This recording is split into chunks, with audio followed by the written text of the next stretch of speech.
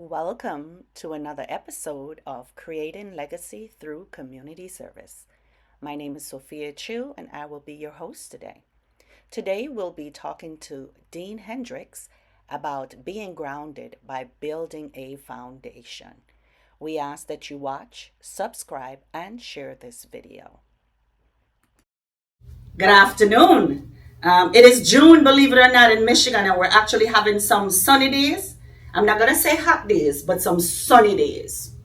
My name is Sophia Chu. I'm the Executive Director of the Caribbean Community Service Center. And welcome to another conversation about creating legacy through community service. I have here a recent friend of mine. You know, you meet a friend through a family, through a friend, through a family friend. Well, that's how I met Dean. So we're going to start off the conversation with you telling us your name, your birthplace, and some fond memories of home. Starting off, my name is Dean Hendricks, of course. I was born in Jamaica, but I wasn't raised in Jamaica. I was raised in Massachusetts, Boston, Massachusetts. I would often visit Jamaica a lot as a child, so especially summers. Say like from the end of June all the way to the beginning of August. No, not the beginning of August, the end of August, and sometimes even the beginning of September. Mm-hmm. That's how long I would stay in Jamaica. Greatest memories of Jamaica. I mean, kind of a foodie, so bug juice. Bug juice? What? Bug juice, Patty. When they did fill up the patty them. When I was younger, the patty did more full than now. Yeah. When we get the patty, a beer bug and ear me again. Mm-hmm. Yeah. Mm-hmm. Playing, it was a different type of childhood whenever I went to Jamaica. I was always outside. We'd climb trees, we'd throw stones, which was a little bit dangerous, but it was fun. You know, you don't think too much about the danger as a kid. You just think about the opportunity that you have to live. Mm-hmm. Mm-hmm. And that is the greatest thing that I think about Jamaica when it comes to my childhood. So let's talk a little bit about your childhood in Massachusetts then. What age did you go to Massachusetts? Oh, my mother brought me here when I was a wee little boy. Okay. So if you were to claim a place, right? Would you claim Massachusetts or would you claim Jamaica? Hi. No, we got rid of Jamaica and America every day now. But like, if you ask me where I am in the state, where I'm from in the States, right? I would say, I grew up in Boston. Okay. But like, you ask, who I am, a Jamaican man. Like, Okay. Did you do any schooling at all in Jamaica or all in Massachusetts? No schooling at all in Jamaica. The only Jamaican schooling that I would get would come from the books. My cousins and my mother would sometimes give me some of those books. Mm-hmm. And you know how parents love it when their kids are studious and they know everything in the world. So, for some reason, I was made to read books that were not a part of my curriculum. I was made to look through a whole bunch of things, learn a lot. I learned a lot about Jamaican history. I learned a lot about math. I learned a lot about reading in English. So it helped me in a way that allowed me to be in advanced, I was always in advanced classes, but did I like it? We always are telling you to pick up your book. Pick up on a book. You sit down over there too long, go pick up your book. I mean, it benefits me now. Absolutely, didn't like you, right? So, moving a little bit closer to our conversation, how did you get to Metro Detroit and why did you decide to stay? So, as a lot of relationships go, my father and my mother were once madly in love, but, at some point that faded away. My mother went to Massachusetts. My father went to Michigan. Mm-hmm. The two M's. Yeah. Funnily enough, and in my teenage years, before my teenage years actually, I would always come to Michigan, come to Detroit, get to know the community, get to know my family out here, but I didn't have any reason to stay until one day I was at work. Work in Massachusetts. Yeah, work in Massachusetts. Let me tell you something. So like, we're always in church talking about, oh, the Lord works in mysterious ways. But these ways were way too mysterious for me. I was at work and I thought about my father. And while thinking about my father, I collapsed. Goodness. When I got to the hospital, they told me that my blood sugar went very low. And, I don't know where that came from because it wasn't like I didn't eat. Right. I ate that day.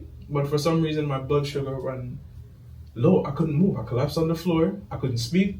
All that happened, my eyes stayed open, couldn't move. Mm-hmm. And I said to myself, if thinking about my father would make that happen, then I have to come here. My mother only child, so she did like, oh, mercy, no, please. And I'm like, mommy. At the time I was 17, so I'm like, mommy, I'm 17 now. It won't hurt to go and spend some time on the father. I'm in last year high school anyway, so I don't know. Mm-hmm. I say, all right, mommy, just come let me go. So I left in August of 2015, and that's almost 10 years now that I have been here. Mm-hmm. So what is it so exciting why you continue to stay here versus going to one of the bigger cities like New York City, Miami, where there's more of us or Caribbean people there, or even going back to Massachusetts? Why did you decide to stay here? Because it's Detroit. There is so much history here. There's so much passion, revolution, culture that is all located in this city. Mm-hmm. And the more I began to learn about that, the more I got in touch with people, the more it became a part of me. I grew up in Massachusetts, Boston, Massachusetts. And one of the things that was instilled in me as a child is to always be a revolutionary. I remember one of my teachers, Miss Monroe Gordon, would tell me things about slavery. Mm-hmm. I'm in the 3rd grade. I don't really understand all of what she's talking about, but she instilled these things into my mind so that at some point now, they're able to come out and influence who my personality is. And when I came to Detroit, I found that. Nice. Talking about that, have you gone to the Charles H. Wright Museum to see they have a piece, actually it's more than a piece, it's an art installation. It's all immersive that talks about the transatlantic slavery all the way to present day in Detroit. If you haven't gone, you need to go. You're talking about the one that starts with the Maroons? No. That was the thing that was happening at the library. Yeah, no, this is one at the museum. It actually starts with our folks being caught and enslaved, going through the door of no return in Ghana, coming all the way. It actually has, like, you feel like you're on the ships with them, and they have, I guess you'll call them, I don't want to call them models, but they have the figures, replicas of the bodies laid in the bottom of the ship. And you could hear the sounds of the kids crying and the chains scraping. And if you haven't gone there, you need to go there. I've been there twice and I cried throughout the entire thing. All right. So it's really worth, when you talk about the revolution and to keep your mind grounded in what you're trying to do as it regards, supporting your people, right? Mm-hmm. I think that's one thing that everybody should go look at, because although we've heard their stories, when you go through this, you can actually feel it. All right? So I'm going to check back with you. Of course. May I go? Just after this, if me not go, just remember me. All right. I will. So tell me a little bit about your history with the Caribbean community. You've been here almost 10 years now. I know you say your family has been embedded here in Metro Detroit. Tell me about any of the history or connections you've had so far with the Caribbean community here. So my connection here started off a little slow. Mm-hmm. I didn't really know everyone. And it's not that I can't talk for myself, but at the time I wasn't as friendly, I guess I should say. So getting started, I would only talk to my family members. You know, I meet people. You know, one and twice when you meet a little girl, they say hello. But yeah, me ask about community, my talk about meet a little girl in a hold on a minute here. no, but no, just being honest, those were the things that kind of got me out there more. You know, when you're like, not to dwell too much on that, but when you meet a girl and then they sit there, you kind of want to come out more, and that's when I started to come around more to meet people. Those things never worked out, but what did work out was getting to know people, understanding how much they really care about what they're doing. I remember some of my first ever like event out here that I was involved in, which was the back to school event that they have out at the last Sunday in August. Oh yeah. They've been doing it for decades. I know my family's been involved with it, but I never really understood it to a point where I could have a role in it. And having my first involvement in it when I was helping out, it changed my viewpoint because I was actually having an impact. And then I started going to some of the other Caribbean organization events. Sometimes I'd go to a banquet. Don't remember too many fundraisers, but I've been to other what are they called? Other picnics and stuff like that. Met more people, talked to them, and just realizing that no matter where you go in the world, you still have people who have that shared experience that can help you navigate the strange world that you're in right then and there, meant something to me. Oh, fantastic. Yeah. The picnic, I remember, the picnic is probably 30-some years old, close to 30 years old. It's the last Saturday in June. So I think this year is like June the 28th, and it's at Roach Park. Yeah. And just to watch it grow from where it was and the hiatus that happened during COVID and how it's picking back up now is a dream to watch. Tell me about any organizations that you are a part of or founded or want to work with. Tell me about your involvement with them and why you chose that particular organization. You can talk about your organization here. So, one of the most impactful organizations that I've joined has been the Rotary Club of Detroit.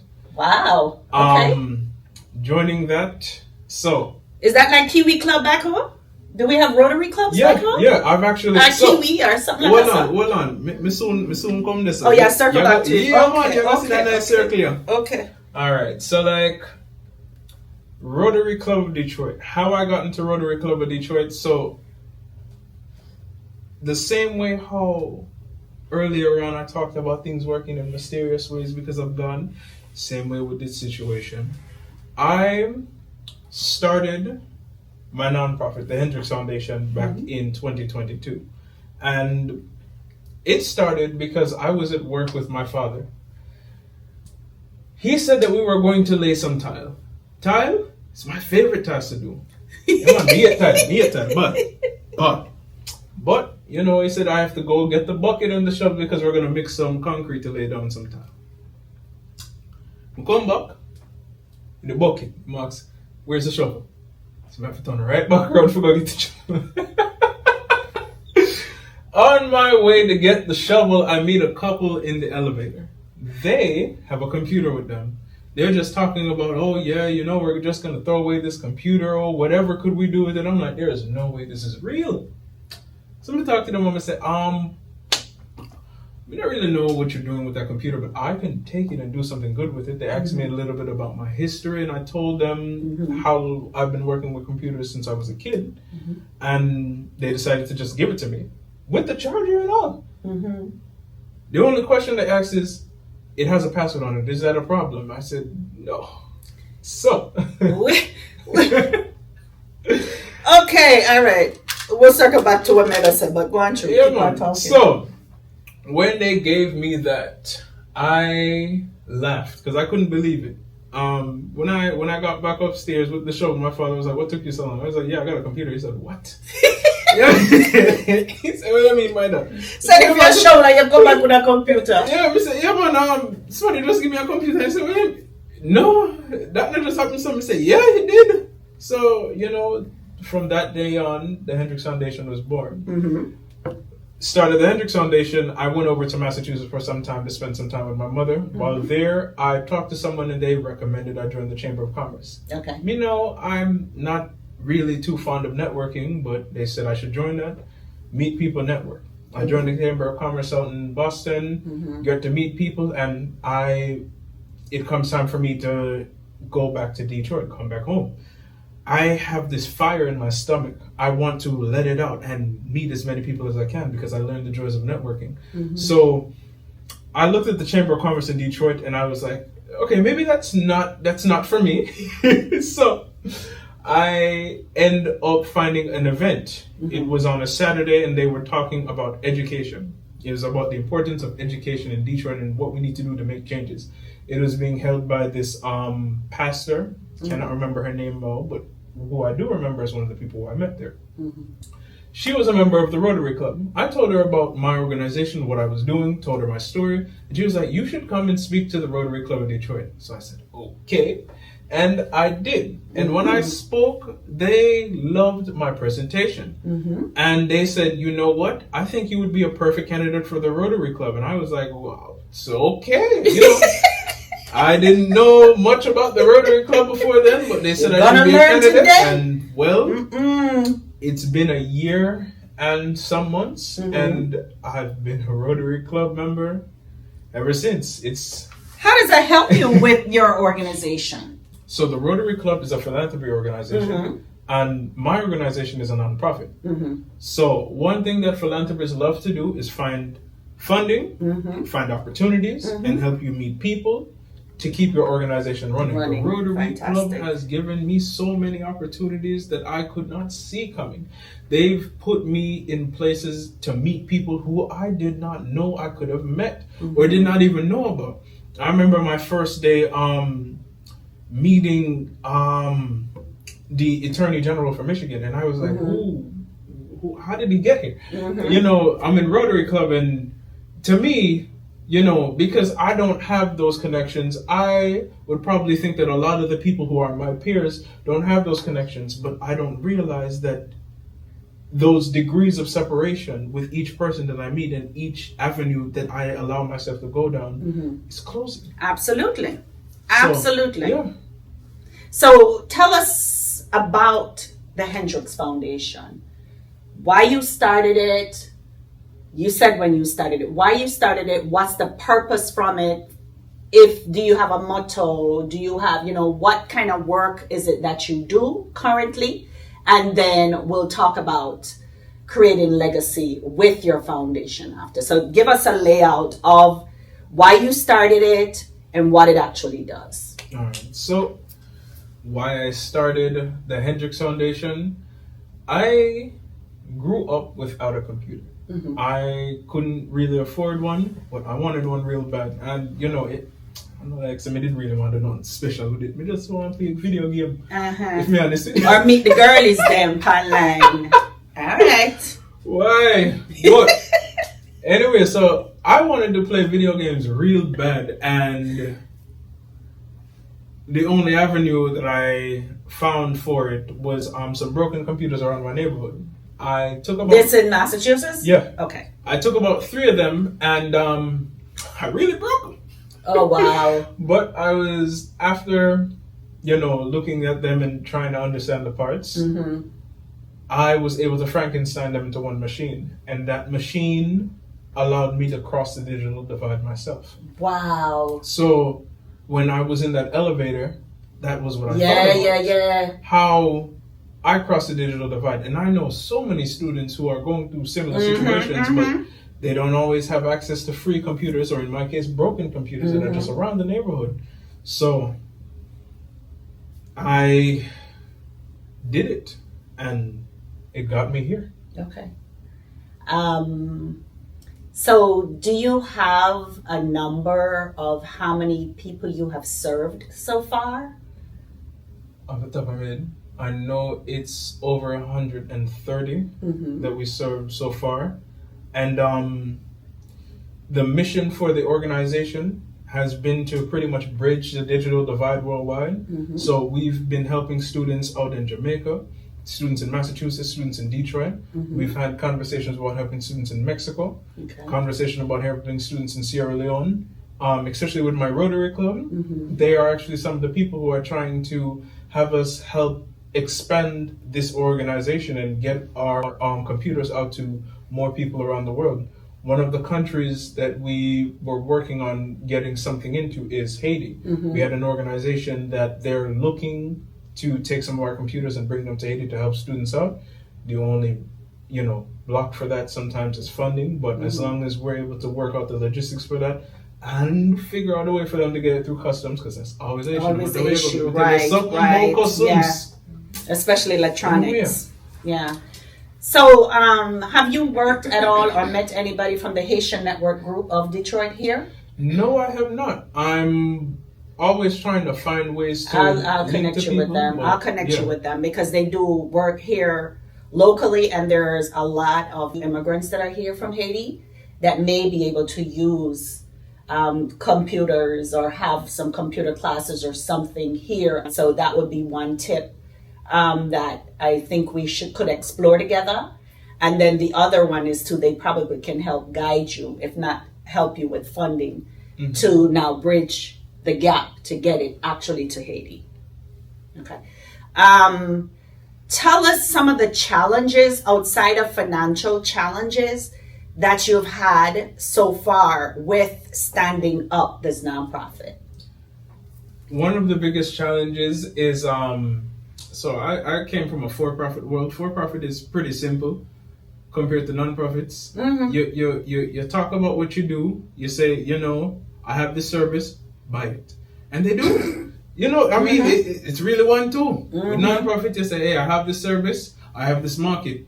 Give me money, So, not to really go too deep into the financial bit, but just because of the extra steps, you have to find novel ways for providing your service. One of the things that I've been really able to do is I get parts donated to me, and I can put together computers from a lot of separate computers and combine them into one, just like I did when I was a kid. And that can turn into a machine for one person. It helps us save costs, and because I'm doing the repairs, I don't have to pay anybody to do the repairs for now. So that helps. Another challenge has been getting a place storage. When I started this, I kind of envisioned getting like 100 computers a year, something simple. No man, reach out, over 1,000 already. And that's good though. That's good. Yes, it's good. Yeah, it is good. It's just the logistics that go along with it. Right, yeah. We not have that. Right. Ain't not a space in your garage. No, hey, that's full already. Let me tell you something. Me not a space enough in my garage either. And then storing computers, you have to store them in a way that allows them to be able to be functional later. Because if you store them in too bad of an environment, they will be destroyed and no longer useful. So finding storage space for the computers has been the biggest challenge. We've had an easier time partnering with organizations to get services up. One of our services that we do is we teach students how to do their own computer repairs, and at the end of the program, they get to keep that same laptop that they just repaired. Nice. Kind of following that principle of helping yourself cross the digital divide.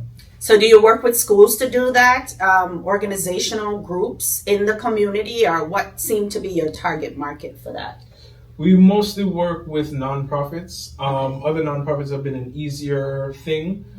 A challenge, one thing that I didn't think about mentioning, red tape. I love Detroit, but one thing that we do have to work on, especially as a community, filled with people.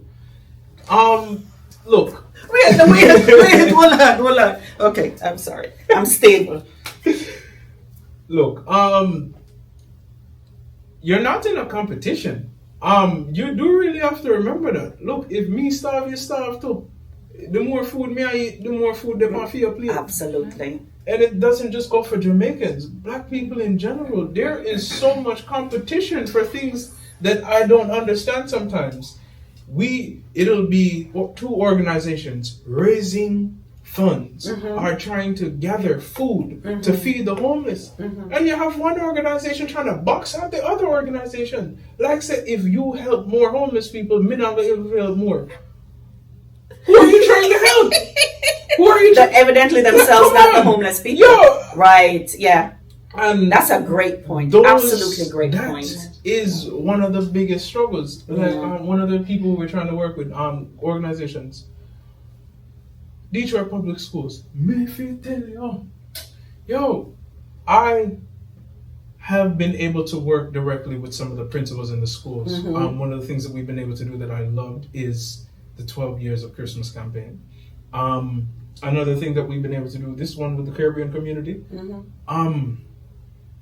The organization, why? I can't believe some of them. Caribbean organization. There's a couple of them. Who? Mr. Montague. Oh, Jamaican Association of Michigan. Yes. So that's how I knew about you. It's through Jam, right? Helped me give over 240 students in Jamaica book bags full with school supplies, and 6 of those students were able to get laptops, and another 12 of those students were able to get tablets. Nice. So very nice. That we love that. Anytime when we're able to come together, we love that. Going back to our 12 Days of Christmas campaign, we were able to go to only 4 schools in Detroit, but still 4 middle schools in Detroit, give 3 students in each of those schools a laptop.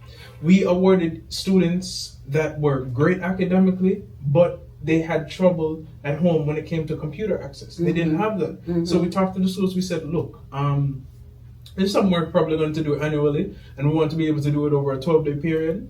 We go to your school, we award some students who don't have that access with laptops. We want them to be students in the 8th grade, because next year they're going to be going into high school, and those are the students who are going to need it the most. We want to know that they're already doing well academically, so this is not just going to be a distraction. This is going to be something that helps them, because they need computers, especially in the world we're in right now. Absolutely. So a lot of the principals, they reached out to me and helped me get things like that done. The principals. But when we try to reach out to the school system, peace. Then give me stress. There's a lot of red tape. The only person I'm able to reach out to is Superintendent Vidi, who I've been able to connect with through my Rotary Club. I reach out to him directly. He helps me get things done. You know, he'll tell me exactly who to talk to. And then they send me to another person. But you see, once I get that first disconnect on them, say, oh, who are you? Right. You find another way. And then me have to go right back into like, hey, Superintendent Vidi, I'm having some trouble right here. Having to constantly go back to the person above you to do what you should be able to just do from your heart in the first place is like mind-boggling. It makes too much stress, and it's really just not only the biggest challenge for my organization, but I think as a city in general is the biggest struggle for Detroit. As humans in general. Right. Yeah. And you know, the interesting thing, it's even when you think of it from just our community standpoint, you know, it's the same thing. The red tape to get stuff done for our community members going through these different organizations. And you wonder why you lead the organization again. Aren't you here to serve a purpose, whatever your purpose is? Why are you making it so difficult for us to get the information or to get the services or to get the goods to the people that need it the most? Why are you gatekeeping? Right? Yeah. So now that I know that you're totally grounded in community, what are some of your hopes for our community? And we're talking about the Caribbean community here in Metro Detroit. What are some of your hopes for our community? So, besides for stop gatekeeping. This one, we have young people who are coming up right now who are doing amazing things, but I feel like when it comes to community, there's a lot of young people in the Caribbean community who don't realize that they do have a voice. Okay. And it's not this, I can't say it's because of the older generation, because I know that when the older generation was younger, they had the same struggles that we had. Sometimes there was people who didn't really listen to them and they had to go out and do their own thing. a lot of us, we see the things that they've developed and we forget that at some point it didn't exist. We can always do something. That is one of my bigger visions for the Caribbean community, to be able to rally a lot of the people who are my age and younger, some a little bit older, to come together and realize that it's not about when it is our time. It is about the fact that we have life so that we can do something. Our time never begins and it never ends. It always is. And that's the most important part. As long as you have I'd life, love to you set can up a do town something. hall with you. No, really. I'd love to set up a town hall with you. And here is why, right? One of the struggles as a community leader is getting to the young people and have them realize how open the organization that I lead is to helping us create legacy, right? So there's a one-off. I have a conversation with you, I have a conversation with somebody else, and I assist to make sure you guys have what you need to get where you need to go. But I think we need to capture this in a holistic way, where we all sit down together at a table and we said, these are the things that I would like to see done, and here is how I can assist with that. And go around the table and around the table. And then we come up with a master plan. And we go through the master plan, assign it to folks that we think have the most gift or talent to do that particular thing, and then just run it. You know what I mean? Because there's so much division, unnecessary division in our community, where everybody want to do their own thing. So here we are bumping heads again. So instead of us helping each other to create this larger thing, we're in silos. We're in little pockets here, there, and everywhere. The old people now want the young people. Young people can't bother with the old people. The middle people, them like me, like, oh my God, what can we do?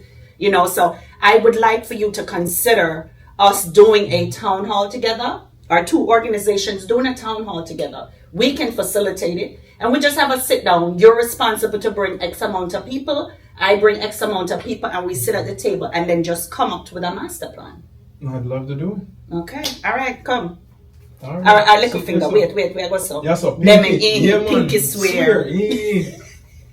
So tell me, how can my organization and other community members that are watching this, are people, period, not just community members that are watching this, how can we help you with creating legacy through your organization and through your life? How can we assist you to make your life easier with what you're trying to do?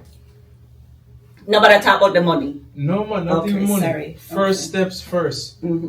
I am human. I can be talked to. You're human. You can be talked to. That is the basic principle right there. The main help is just to start the conversation. That is all I need. Before we even get to money, before we even get the computer, before for some people we all get to learn, we need to have a conversation. If you want to help me, talk to me. Have a conversation with me. Let me know your bright ideas so that we can help them shine. I'll tell you what I think is a great idea, and then we can work together on moving things forward. That's all I need. Conversation. That is the biggest thing. Conversation. Even right now, this is a conversation. This right now, I don't know what it's going to do, what kind of serendipity is going to come from this, but just knowing that you were able to give me the opportunity to have a platform to speak to you has created some form of change. And that's how change happens. As long as we're able to talk. We have to start. You have to start somewhere. Somebody has to reach out to somebody first to get it started. Even- And I appreciate you coming and spending time with me today, because you could have tell me no and go on Rotary meeting. But I'm glad to say you come here instead of here. Yeah, man. So give us some contact details on your website for your foundation, your email address, and your telephone number if you're willing to share. I don't know if you use your phone number for business or whatever. So give your organization a shout out. Yeah, man. So, Hendricks Foundation, we're always looking to take your computers and recycle them so that a student can get them. Reach out to us at info@hendricks-foundation.org. Our website is hendricks-foundation.org if you want to go to our website to check out any information. And if you want to reach out to me directly, I am Dean@hendricks-foundation.org. Or if you feel like you just want to text me, I always have my work phone at the ready. You can reach me at 774-552-9434.